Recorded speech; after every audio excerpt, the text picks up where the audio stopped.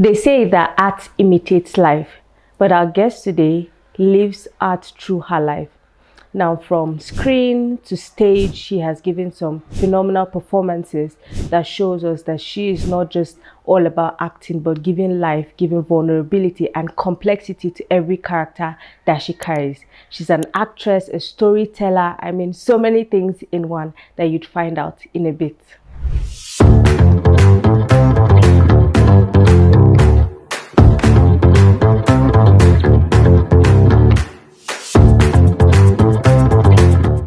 What's up, people? Kwadeneuf. Welcome to another episode of the podcast. And you know that this podcast is meant to amplify the voices and stories of young African creatives.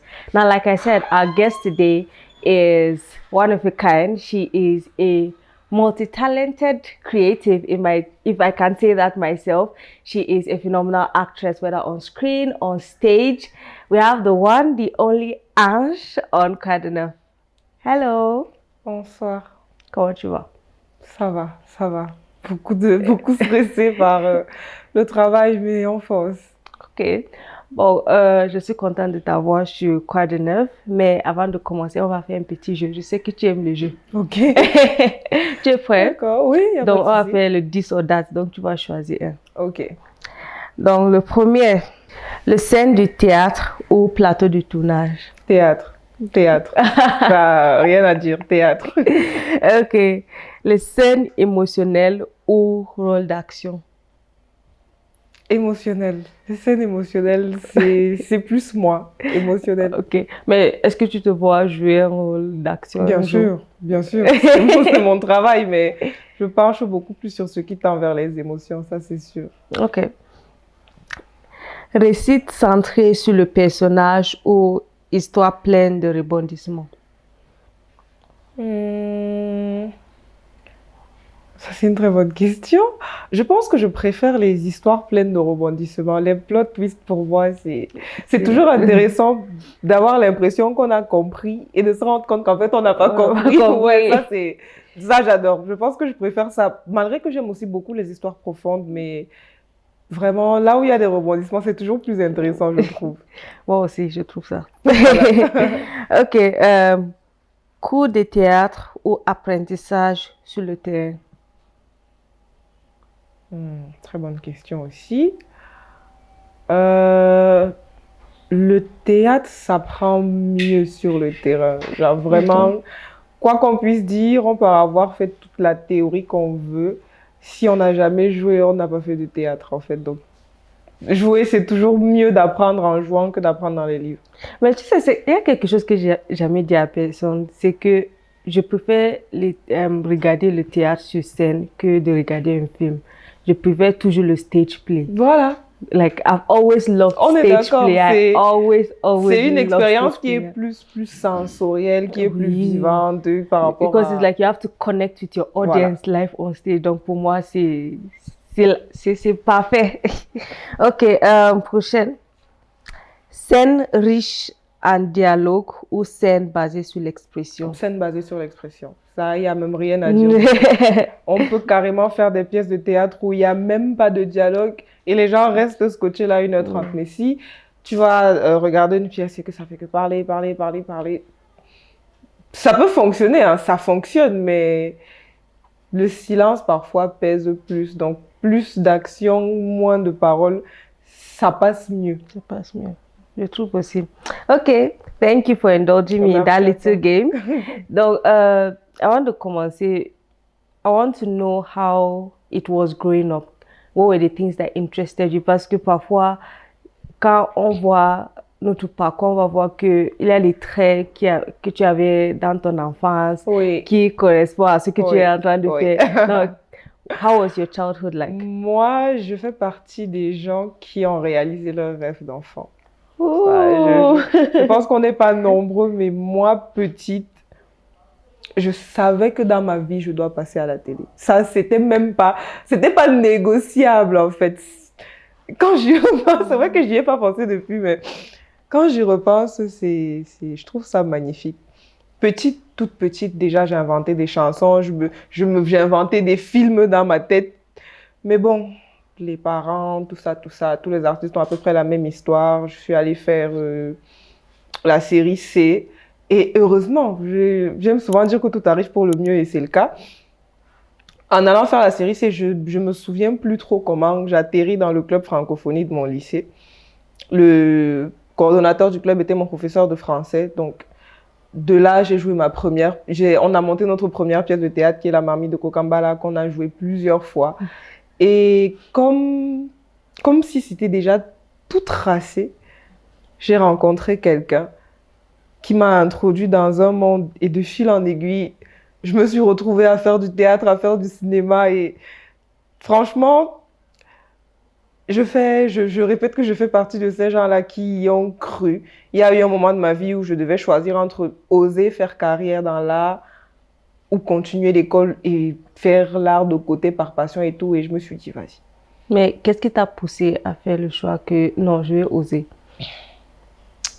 Bon, l'histoire, elle est un peu triste. Elle est plutôt triste, l'histoire. Quand on était en première, il y avait quelqu'un, un ami de très longue date, un ami d'enfance, même qui était dans le même lycée que moi. Et il y a vraiment eu un moment, vu qu'il faisait la série D, moi je faisais la série C, il y a vraiment eu un moment où moi j'ai voulu prendre un peu de recul par rapport à l'art, à tout ça, parce que voilà, l'école, tout ça, l'influence parentale et tout. Et cette personne a dit non. Non, on va faire les deux et on va réussir à faire les deux. Il s'appelait Missinga Josias Admiré. C'était un très, très grand ami à moi. Il est malheureusement décédé en 2023, quand j'étais en terminale. C'était un choc. Le deuxième anniversaire de sa mort, c'est d'ailleurs il y a quelques jours. C'était un choc déjà parce que je ne m'y attendais pas et c'était vraiment la personne qui m'avait poussé véritablement à me dire on peut. Parce que plus combattu par ses parents que lui, il n'y avait pas, mais plus talentueux que lui, il n'y avait pas non plus. Et malgré tout, il a réussi, pas que moi d'ailleurs, avec d'autres personnes à faire en sorte qu'on se dise ok, on peut le faire. Du coup, quand moi j'ai mon bac, je repense à tout ça. Je pense à quel point la vie a été tellement courte pour lui. Il est mort à peine 20 ans. Il n'a pas pu faire de l'art comme il aurait aimé faire. Il n'a pas eu la chance d'étudier les arts alors qu'il le voulait vraiment. Il n'a pas eu la chance de pratiquer les arts alors qu'il le voulait vraiment. Et d'un côté, je me suis dit, de toutes les façons, je suis jeune. Je peux toujours aller étudier 5 ans les arts, ça ne fonctionne pas. Et aller faire l'école de médecine, faire 7 ans et toujours pouvoir pratiquer. Donc, de toute façon, il y a le temps. Et en plus, je me disais que si réellement, il me faut une motivation ou une énergie pour réaliser ce rêve-là, le sien, le mien et ceux de tous avec qui on était, c'est maintenant. Je me suis dit, allez, on y va. Si ça ne fonctionne pas, de toute façon, on pourra toujours recommencer. Donc, bien sûr. Et c'est un truc que beaucoup de gens doivent mettre dans leur tête parce que même si tu ne fais pas, le temps va toujours passer. Ouais. Donc, c'est mieux que tu essayes. C'est mieux d'essayer. C'est toujours mieux d'essayer. Quoi qu'il arrive, c'est toujours mieux d'essayer. C'est mieux. Et le truc, c'est que quand tu donnes ton 100% à quelque chose, même l'univers va te pousser même à dire que non, la personne a donné 100%, ça, donc tu dois réussir sur ça. Ouais. Et je suis contente d'entendre que tu as choisi de oser et continuer un rêve, pas seulement pour toi, mais pour les personnes qui sont à côté de toi, qui ont cru à ce rêve. Et c'est tellement intéressant pour moi d'entendre ça. Merci. Et surtout dans un contexte africain. On doit préciser ça. Ouais. Donc, à part à l'école, le théâtre que tu as joué, est-ce qu'il y a un rôle, ton premier rôle, que après avoir joué ça t'a vraiment marqué? Oui. Okay. La première pièce de théâtre que j'ai jouée, c'était mon premier pas d'ailleurs dans l'univers du théâtre professionnel. C'était une pièce de théâtre écrite et montée par Grimaud, qui est mon grand frère, qui est mon mentor aujourd'hui, qu'on avait joué à l'ambassade d'Espagne. J'aimerais tellement le rejouer, ce rôle-là. C'était tellement puissant comme discours. J'étais très jeune, je n'avais pas l'expérience que j'ai aujourd'hui et vraiment, je me dis que si je rejouais le rôle aujourd'hui, ce serait différent. C'était le rôle d'une petite adolescente qui était prisonnière qui avait été emprisonnée parce elle avait assassiné son père. L'histoire était très tragique, elle était vraiment très triste. Et on a eu la chance avec les autres comédiens de coécrire l'histoire. Donc, beaucoup de phrases, de mots, de textes que j'ai employés, je les avais écrits moi-même en me mettant à la place du personnage.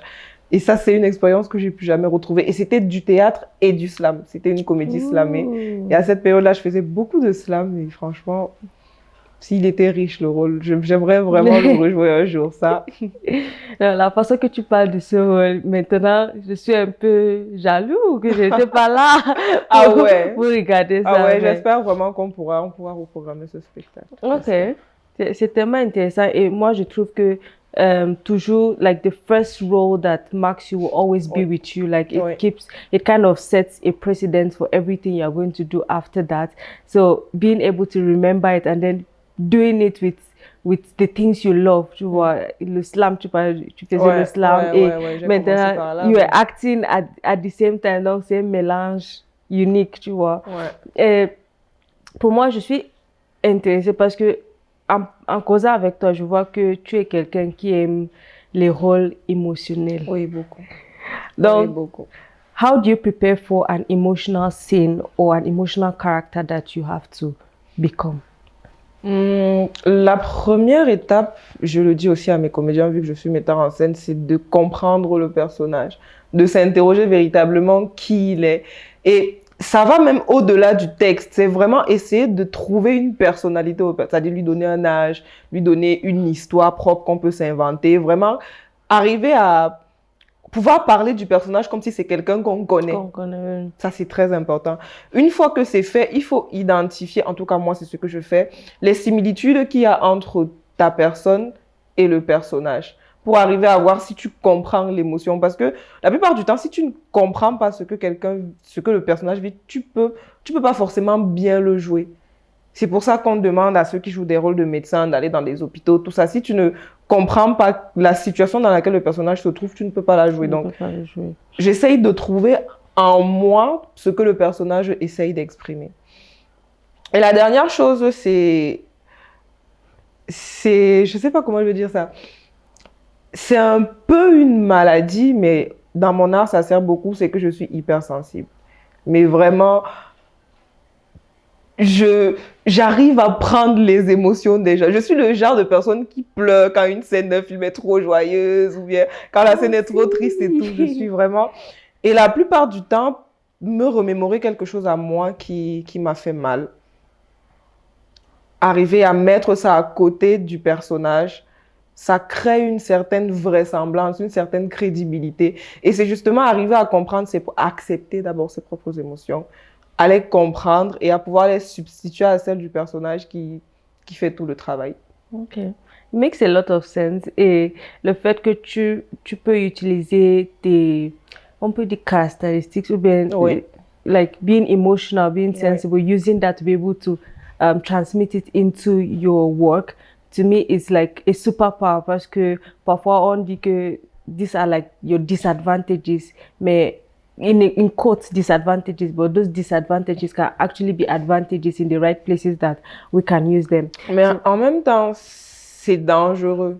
Okay. C'est dangereux parce que jouer avec les émotions, surtout ses propres émotions réelles, c'est pas forcément une bonne idée. Okay. Ça peut arriver vraiment qu'on se sente... Il y a des gens qui sont entrés dans des rôles, ils sont plus jamais ressortis de là. Oui, j'ai suivi les histoires. Il y a vraiment des rôles qui gâchent des vies. Parfois, ce sont des blessures tellement profondes qu'on n'a jamais osé accepter pour soi-même. Quand tu libères ça crée quelque chose de dangereux. Et ça m'est déjà arrivé d'ailleurs même dans une séance de répétition de totalement m'emporter. Mais voilà, on essaye d'être professionnel, on revient ensemble, on continue la répétition, mais certaines personnes n'y parviennent pas. Donc, il faut vraiment réussir à trouver, à puiser juste la quantité dont tu as besoin et ne pas aller au-delà de ça. Il faut que la personne en face, ton metteur en scène, arrive également à comprendre cette limite-là et à ne pas te demander plus que ça. Ok. Makes a lot of sense. Bon, en tant qu'actrice, n'est-ce pas, est-ce qu'il y a des histoires particulières que tu as envie de raconter à travers ton art? Oui. Oui, Ok. oui. Je me considère comme étant une artiste engagée. Je me considère comme étant une femme qui défend la cause d'autres femmes. Le terme féminisme ne m'arrange pas toujours parce que ça n'a pas une très bonne connotation ici. Mais je ne me cache pas. Moi, je pense qu'il faut écouter en fait, je pense qu'en art, que ce soit au cinéma, au théâtre ou même dans la musique, il faut donner la possibilité de faire parler les gens qu'on n'écoute pas dans la vraie vie. Ok.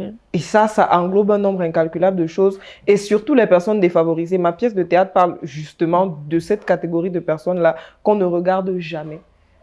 En même temps, même en tant que personne normale, il y a tellement de choses qu'on traverse dans la vie qu'on ne peut pas dire, qu'on n'ose pas dire, qu'on ne doit pas dire.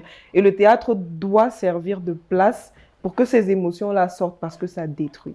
Moi, vraiment, le combat que j'ai envie de mener principalement au Cameroun, c'est celui de la santé mentale. Il faut réellement qu'au bout d'un moment, on arrête de penser que psy égale folie ou quoi que ce soit. Au théâtre, on doit avoir la possibilité de dire ce qui nous ronge. On doit avoir la possibilité de permettre aux gens d'entendre leurs propres problèmes et de se dire « Ok, je ne suis pas seul, je ne suis pas fou. » Et c'est tellement dommage parce que ce soit par rapport à des maladies, parce que mon ami est mort, je ne savais même pas qu'il était malade. C'est beaucoup de choses qui font qu'à cause du regard extérieur, on n'ose pas dire parfois des choses qui sont tellement dangereuses. Et à côté, on n'arrive même pas à écouter les gens. Je trouve ça tellement dommage que la réponse « ça va » ou bien « je suis là » soit tellement banalisée parce que comment tu vas, oui ou non, la personne en face s'en fout. Peut-être que si on s'y intéressait un peu plus, on s'aiderait à guérir les uns les autres. Et moi, c'est vraiment cette démarche-là que j'ai envie d'apporter dans mon travail. You just reminded me of something. I don't know, was it in 2023 or 2022 that I wrote something. I think it's an article. Je me souviens pas trop, mais c'était en parlant de ça va, le mot ça va là. Ouais. Que chaque fois on demande à quelqu'un, I'm fine, I'm okay, et point. Ça reste comme ça. Ce n'est plus une question intentionnelle. Ouais, c'est maintenant même pas une question, c'est juste une formalité. Voilà, c'est une formalité, c'est le mot. Une formalité, donc quelqu'un te dit ça va, oui, ça va. Like, même la personne qui répond, ta tête est, on dit ça comment? Ouh, j'ai oublié le mot. Reflex mode. Ou dès qu'on te demande, la première chose qui vient, direct. Ça va. Puisque de toute façon, la réponse ne m'intéresse pas. Ouais, ça n'intéresse pas. Et je trouve que... franchement, quand quelqu'un pose vraiment la question, ça se sent. Moi, je pense qu'il y a eu une fois, peut-être, où j'ai senti que quelqu'un s'est vraiment intéressé et c'était l'idole. Une fois, quand je faisais un atelier avec elle et d'autres slameuses, ce jour-là, véritablement, il n'y avait pas la forme. Et la façon dont elle a posé la question, ça m'a fait pleurer littéralement parce que j'avais senti qu'elle posait la question parce qu'elle voulait réellement savoir. Et ça peut faire une réelle différence dans la vie des gens. De vraiment poser la question et peut-être parfois pour d'autres d'oser donner la vraie réponse. Et je trouve que parlant de santé mentale, c'est quelque chose qui est comme un tabou, surtout en Afrique. Quand tu parles de santé mentale, on te dit que oh, tu es une femme ou bien c'est quelque chose, c'est parce que tu n'as pas l'argent. Les réponses bizarres, alors que ce sont les choses qu'on doit normaliser, ce sont les conversations qu'on doit avoir. Et surtout parce que là, c'est une form of representation of the society. Effectivement. Et plus de personnes doivent utiliser leur mode ou bien leur art, musique, danse, quoi que ce soit pour pouvoir parler de choses que on se cache pour parler de ça. Les gens ont peur de parler de ça parce que the more we talk about it, the more other people have the courage to be able to open up and say, moi aussi, je suis dans la situation là et ça aide les gens pour pouvoir be together with that person, tu vois un peu. Donc maintenant, je vais te dire félicitations. Merci beaucoup. You are one of the, tu es l'une des lauréats de D'autres Découvertes 2025. Merci. Félicitations. Merci beaucoup. Donc, je veux savoir quelle était ta réaction ta première réaction. Ah là là, oh là là, ça c'est un très beau souvenir. J'ai attendu 7 heures vraiment avec le téléphone comme ça en main, puisque le gars t'avait fait l'annonce qu'ils allaient annoncer les résultats en avant-première sur WhatsApp. Donc, directement, je suis allée suivre leur chaîne WhatsApp et tout. Donc, j'ai attendu 18h30 comme ça. J'étais couchée, je regardais les minutes passer sur mon téléphone. Et vraiment, quand ça s'est affiché, sans même télécharger l'image, quand j'ai vu l'habit que je portais, franchement, je me suis levée direct, j'ai appelé mon petit frère, j'ai dansé dans toute la maison parce que, franchement, j'étais tellement contente et je le suis encore aujourd'hui d'ailleurs.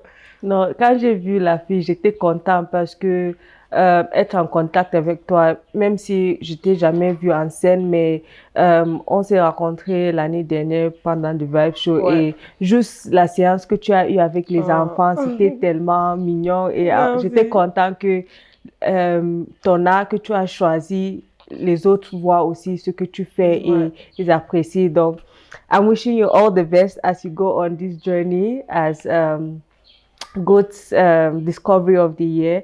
Et it's my wish for you that more people get to experience you and your art and all the causes you try to push through your art. More people will get to see it. Donc, I would still like to ask, being in Cameroon in the acting scene, would you say where would you say the industry is going to 5 years from now, 10 years from now? Surtout en termes de théâtre. Ouais, faut pas que je dise n'importe quoi.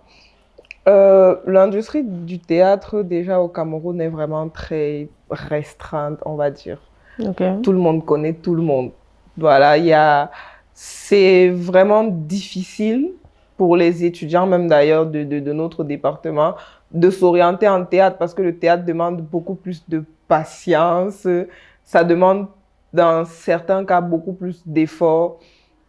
Mais il y a des choses qui se font.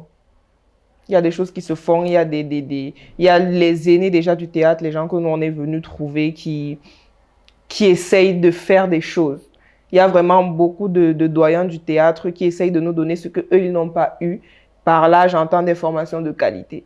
Okay. Moi, j'ai appris la mise en scène avec Eminta Théâtre et c'était une initiative de Landry Ngecha qui n'a pas forcément eu il y a beaucoup de femmes au Cameroun qui n'ont pas eu la chance d'avoir des formations pour devenir metteur en scène. Nous, on l'a eu. Okay. Il y a énormément de personnes, d'aînés de l'industrie qui essayent, en fonction de leurs moyens, d'arriver à implémenter des choses qu'eux, ils n'ont pas eu. Et d'un autre côté, les étudiants aussi en art du spectacle, c'est vrai que ce n'est pas évident, mais ça commence à venir. On commence tous à faire des choses, à essayer. Grâce aux rencontres théâtrales universitaires, le partenariat entre l'université et l'Institut français, on arrive à avoir des étudiants sur scène. Ça crée des vocations, ça crée des emplois autour du théâtre, pas que en termes d'actorat, mais en termes de mise en scène, en termes de régie, tout ça. Donc, je pense quand même que dans 5 ans, il y aura plus de monde. Déjà, il y aura plus de monde. Et j'espère vraiment que tous les accompagnements qui ne dépendent pas de nous vont suivre pour que dans 10 ans, on puisse avoir notre propre grand festival de théâtre, qu'on puisse... Je pense vraiment que c'est possible. En tout cas, moi, j'ai envie de le faire. Je connais d'autres personnes qui ont envie de le faire. Donc, si on arrive tous, que ce soit les aînés ou nous, les plus jeunes qui arrivons, à se mettre ensemble et à continuer à travailler tel que c'est fait, on pourra réussir à trouver quelque chose. Je ne peux pas dire quand, ni même comment d'ailleurs, mais ce dont je suis certaine, c'est que les choses vont se faire. Bien sûr. Et moi, j'attends parce que I've always had this crazy wish to be in a stage play someday. Je sais pas comment, but I've always had that wish of someday I want to just be in a stage play parce que pour moi, I respect stage actors so much. Like, j'aime voir les gens sur scène et ils sont en train de faire les choses. Donc, je me dis souvent que un jour, je vais être là-bas, même si c'est pour faire n'importe quoi. C'est possible pour tout le monde, hein, franchement. C'est possible, mais je ne veux pas me mettre dans ça maintenant parce que je sais que je ne veux pas donner mon 100%. Je veux être posée à un moment que je sais qu'il y a une pièce de théâtre, je vais mettre toute mon énergie là-bas, mais courage pour ce que tu fais. Merci Et beaucoup. j'ai envie de voir plus du travail que tu vas faire. Mais je vois que, à part la théâtre, tu es en train de tourner un film, ou bien c'était une série il Oui, y a quelques je fais mois. du cinéma aussi Cinéma, ok. depuis. J'ai commencé tout ça à peu près au même moment. Ok. J'ai commencé à me former au cinéma chez Tatiana Art Ciné avec Tatiana Mati. Tatiana Et Matipierre. puis, il y a un peu plus d'un an, j'ai eu la chance de rencontrer Urich Takam. Ça a tout de suite vite collé entre nous. Voilà, c'est devenu un grand frère, un ami aujourd'hui. On a tourné une première série l'année dernière qui est Case Retour, dans laquelle je jouais le rôle de Kenan. Cette année-ci encore, de façon totalement, je ne saurais même pas comment le dire. L'un des courts-métrages qu'il avait fait a eu beaucoup de succès et puis il a décidé d'en faire une série.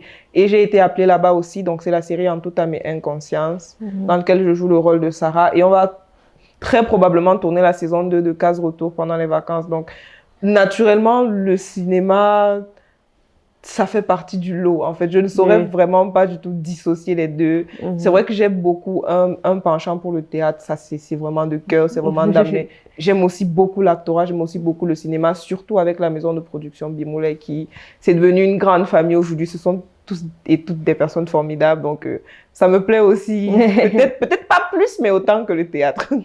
Je comprends. Donc, est-ce qu'il y a quelque chose que jouer t'a changé dans la manière que tu vois toi-même de te voir? Jouer, je ne sais pas. Mais mettre en scène, oui. Ok.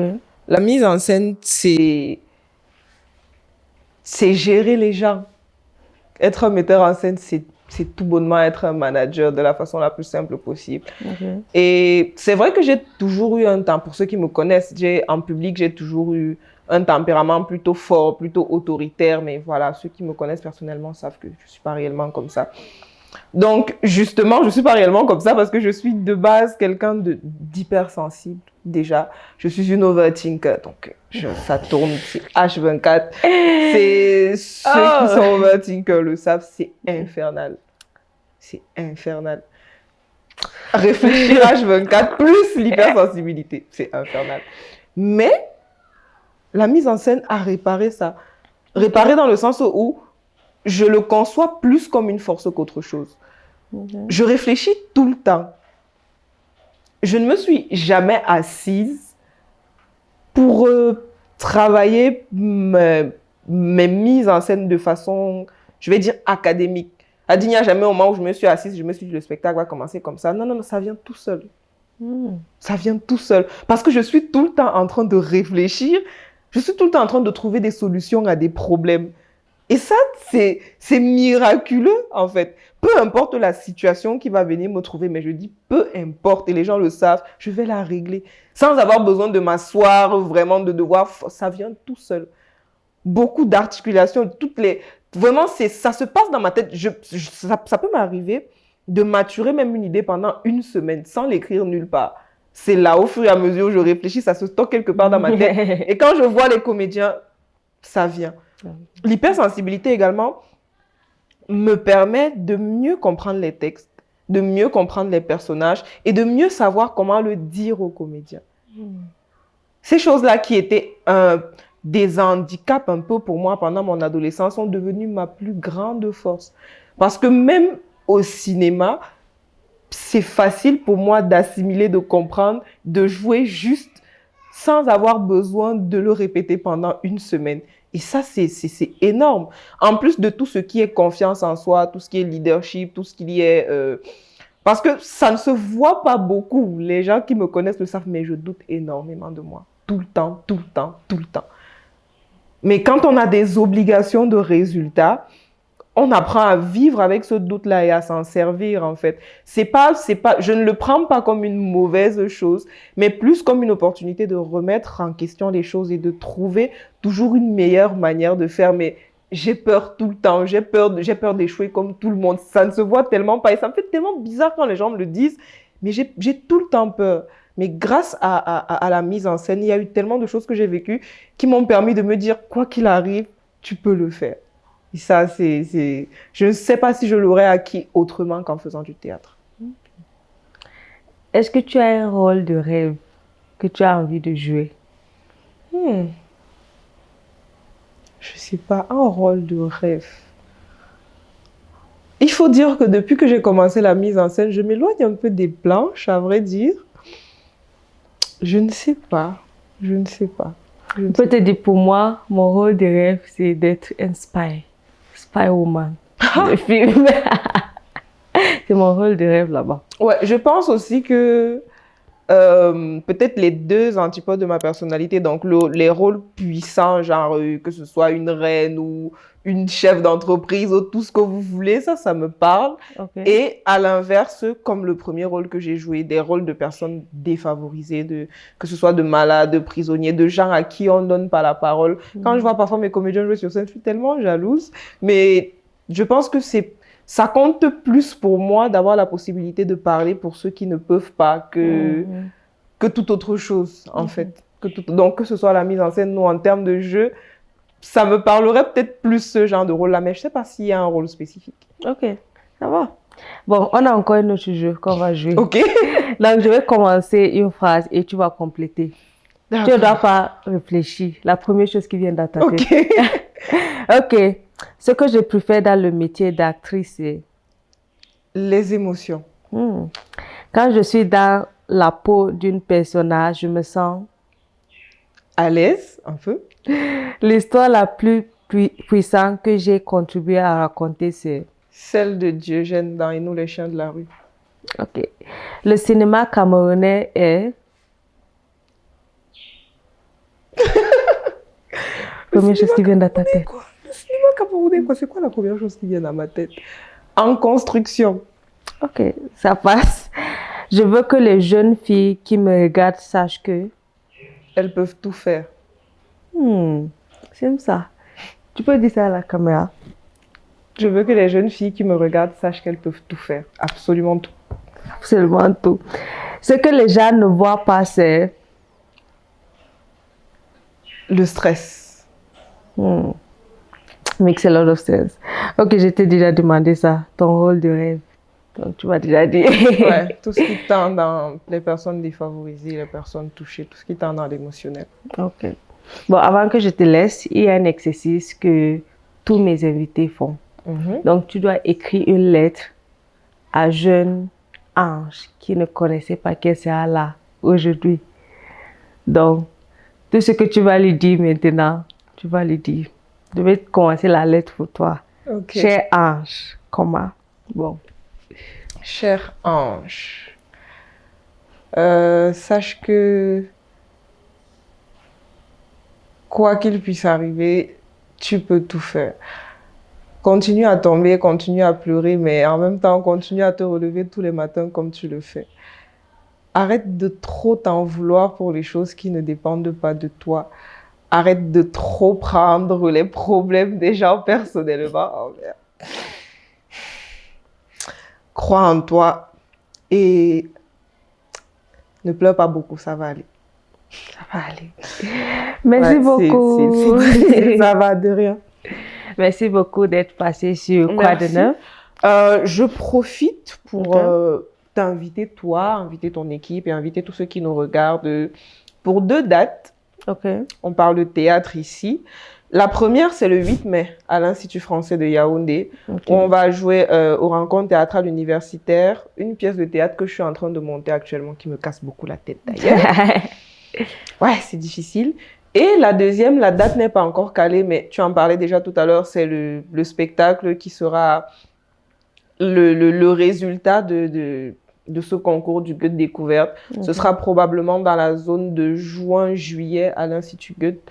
Donc voilà, tous ceux qui aimeraient, parce qu'on parle beaucoup de moi, mais très peu ont déjà vu ce que je sais faire. Donc tous ceux qui aimeraient voir, tous les amoureux de théâtre, les amoureux d'art en général, n'hésitez pas à venir, ça nous fera plaisir. Alors tu dis le 8 mai. Le 8 mai, oui. 8 mai. 8 mai, c'est à l'Institut français de Yaoundé. L'Institut français, Ouais. d'accord. Merci une fois de plus d'être Merci passé à sur toi, Quoi de neuf. I had so much fun. Et toi? Quelle était ton expérience sur Quoi de neuf? Franchement, ça m'a fait du bien. Ça m'a fait du bien. C'est très différent de la radio. Donc, à la radio, la plupart du temps, tu as un temps qui est bien précis. Tu as des choses bien précises à dire. Là, c'est plus personnel. Voilà, je dis des choses que peut-être j'ai jamais dit ou que les gens ne savent pas. Donc, ça fait du bien. Okay. Well, we've watched and we've listened to her. Like I said, she is a phenomenal actress, a storyteller, and she's also, putting up her own stage play that you'd love to go watch on the 8th of May at the EFC, l'Institut Français.